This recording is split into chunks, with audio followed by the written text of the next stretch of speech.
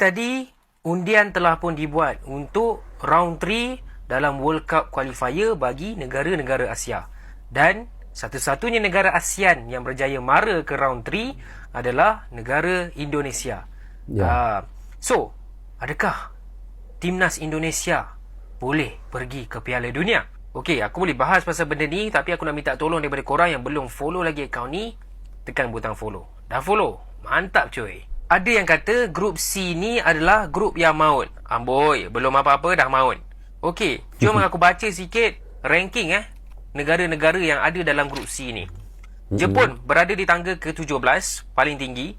Australia mengikuti di tangga 23, kemudian Arab Saudi pada tangga 56, Bahrain 81, China 88 dan last sekali Indonesia. Okey. Jadi kalau ikut ranking, of course lah Indonesia di tangga yang terendah. Namun tahun ini saja apa yang kita lihat dekat Piala Asia, Piala Asia Under 23, lepas tu World Cup qualifier, kita boleh nampak yang Indonesia ni level dia bukan 130. Saya tak rasa level dia macam tu. Saya rasa level dia dah dekat dengan 100. Bahkan bawah daripada 100. Ini bukan saya nak puji saja, nak kumpul follower ke tidak. Ini saya tengok dengan mata kepala saya sendiri macam mana timnas Indonesia main. Memang cantik. Yang tak cantik padang diorang je. Jadi kita kena ingat dalam round 3 ni, juara dan naik juara confirm akan main Piala Dunia. Tapi tempat ketiga dan tempat keempat masih ada peluang. Mereka akan mara ke round keempat. Jadi aku rasa Indonesia kena cuba target paling kurang tempat keempat. So prediction aku, Indonesia akan kalah dengan Jepun, akan kalah dengan Australia. Hari tu kena bantai dekat Piala Asia. Tapi tu cerita lama lah kan. Tapi mungkin boleh seri dengan Arab Saudi, boleh seri ataupun menang dengan Bahrain dan menang dengan China. Jadi aku merasakan Bahrain dan China yang akan berada di tangga terakhir, manakala Indonesia akan berada di tangga keempat sekaligus masih ada peluang ke Piala Dunia. Korang rasa macam mana? Komen dekat bawah.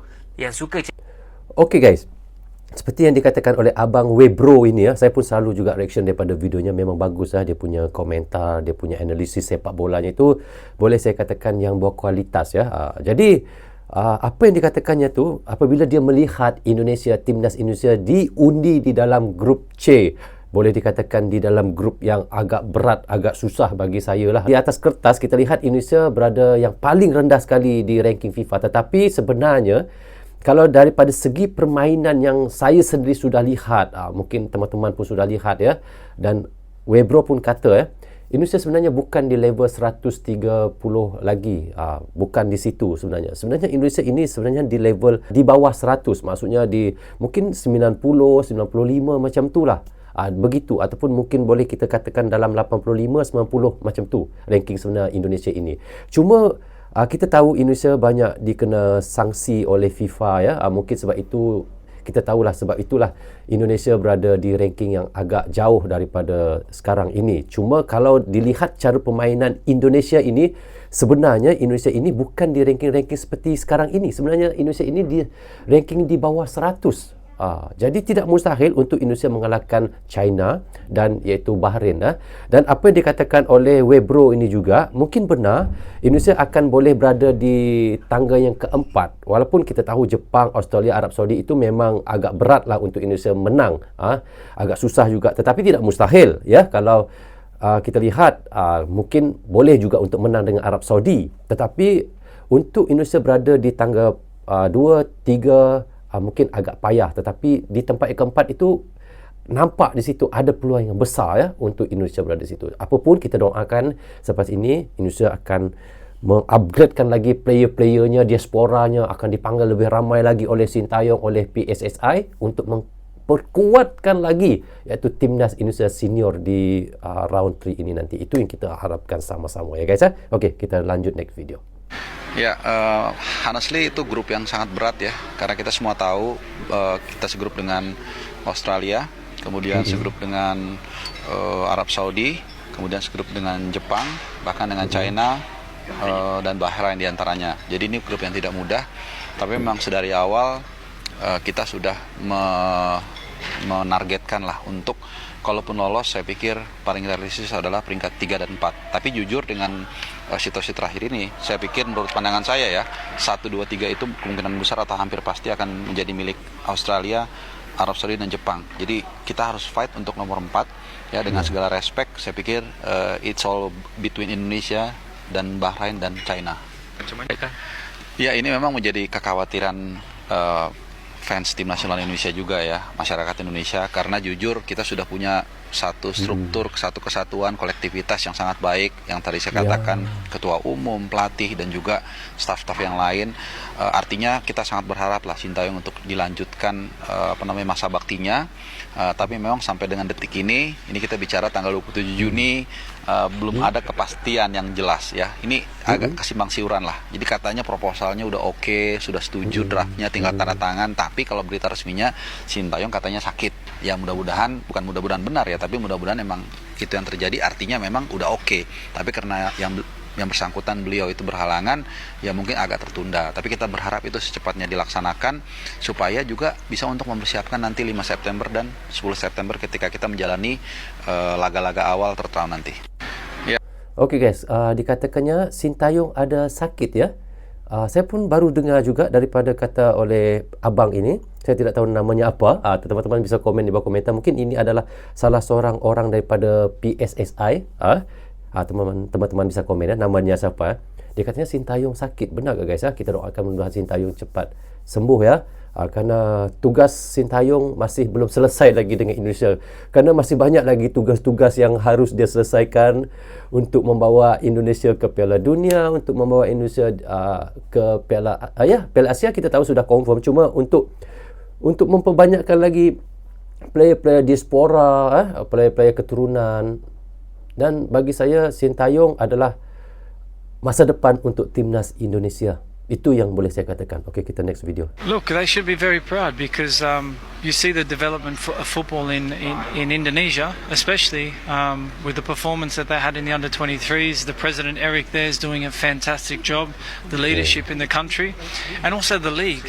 The league's a really good point of having passionate fans, good young players, not only playing in the league but also playing overseas. So I wish all the teams all the very best, but this is going to be a long journey for all of us. Thank you so much. Okay guys, kita lihat ya komentar daripada siapa, saya pun tidak tahu namanya siapa, tetapi ia sangat memuji iaitu PSSI. Katanya iaitu Pak Erick adalah seorang yang sangat terbaik di dalam PSSI, dan dikatanya Indonesia sangat bagus kerana mempunyai pemain-pemain yang masih muda lagi dan mempunyai perjalanan yang masih jauh dan panjang, dan katanya lagi Indonesia adalah pasukan yang terbaik lah. Itu yang dia katakan ya guys. Wow, saya sangat merinding dengar daripada kata-kata bule ini guys. Okay. Kemudian sana masuk Piala Dunia, ini pun mesti masuk Piala Dunia. Sekarang kita impor pelatihnya gitu kan. Maju sekarang. Itu cuma satu kalimat, cuma satu ayat di Quran, inna ma'al usri pasti bisa. Coba bawa tuh di dunia olahraga, pasti bisa. Ya. Kalau bawa atlet ini bisa, gak ada yang gak bisa. Bisa. Nah, katakan itu. Waduh, tapi ini mah lawannya katakan, tidak ada yang tidak mungkin. Bisa. Bisa aja dulu gitu. Perkara nanti melawannya bagaimana itu ikhtiar. Bisa aja dulu. Ya. Lakukan dulu tugas, sempurnakan. Misi, selesaikan. Ya. Yang pertama dilakukan itu tanamkan pada diri kita, ini bisa, nggak ada yang nggak bisa. Kemudian Okey, ini ustaz daripada Indonesia guys. Saya lupa namanya juga, tapi saya ada 2-3 kali melihat ceramahnya, tapi saya lupa nama. Maaf kalau teman-teman tahu, komen di bawah komentar. Katanya, ya kita lihat Indonesia sekarang ini sudah bisa untuk pergi ke Piala Dunia. Kemungkinan besar akan boleh melangkah ke Piala Dunia. Jadi apa yang dikatakan oleh ustaz ini, harusnya kita pergi dulu. Siapa lawan kita itu di belakang cerita. Yang penting kita boleh lolos untuk ke Piala Dunia. Itu yang saya faham lah tentang Ustaz ni apa yang dikatakan. Okey, kita next video. Indonesia mungkin ada slim chance untuk layak ke Piala Dunia. Malam dah diundi grup-grup untuk kelayakan Piala Dunia pusingan ketiga peringkat Asia. Indonesia duduk dalam grup maut lah bagi saya. Tapi ni bola sepak, apa-apa pun boleh jadi. Ini jadual perlawanan-perlawanan timnas Indonesia pada pusingan ketiga kelayakan Piala Dunia ni. Top 2 setiap grup akan layak secara automatik ke Piala Dunia. Manakala pasukan di tangga ketiga dan 4 akan layak ke pusingan seterusnya, ke layakan keempat. Kalau tak layak sekalipun, apa yang saya rasa, timnas Indonesia ni sebenarnya dia boleh kutip pengalaman dan bersaing di pentas tertinggi ke Asia. Bagi pendapat korang, terutamanya teman-teman Indonesia, kalian rasa adakah timnas Indonesia mampu untuk merebut tempat ketiga atau keempat, ataupun top 2? Beritahu sikit. Indonesia. Okey, ini adalah orang Malaysia mengatakan Indonesia ini diundi di dalam iaitu grup yang berat, grup yang susah memang saya pun katakan begitulah. Cuma apa yang kita fikir secara logik untuk tempat pertama, 2 dan ketiga itu memang saya fikir memang agak berat lah. Kalau dapat tempat ketiga ini memang agak baguslah. Bagi saya ini adalah salah satu bonus untuk Indonesia. Dan apa yang dikatakan oleh semua fan-fan di ASEAN, bukan saja di Malaysia, Indonesia, boleh saya katakan di seluruh dunia juga fan Indonesia sendiri juga, kita hanya menargetkan tempat yang keempat saja sudah cukup untuk Indonesia. Lepas itu baru kita fikir bagaimana di round keempat nanti. Okay, next video. J ini grup menurut gue grup terberat. Kita satu grup dengan Jepang, Australia, Saudi, Bahrain, China dan Indonesia dari pot 6. Realistisnya menurut gue itu Australia dan Jepang yang langsung lolos karena mereka sudah langganan di Piala Dunia, jadi mentalnya sudah kebentuk lah, di mana kualitas pemain mereka juga cukup bagus karena banyak yang bermain di Eropa. Sementara dari sisi 4 negara, Saudi toh menurut gue yang terbaik. Nah, sisanya rank 4 karena kita tahu bahwa rank 3 dan 4 akan lolos ke ronde berikutnya yang dibagi dengan 2 grup.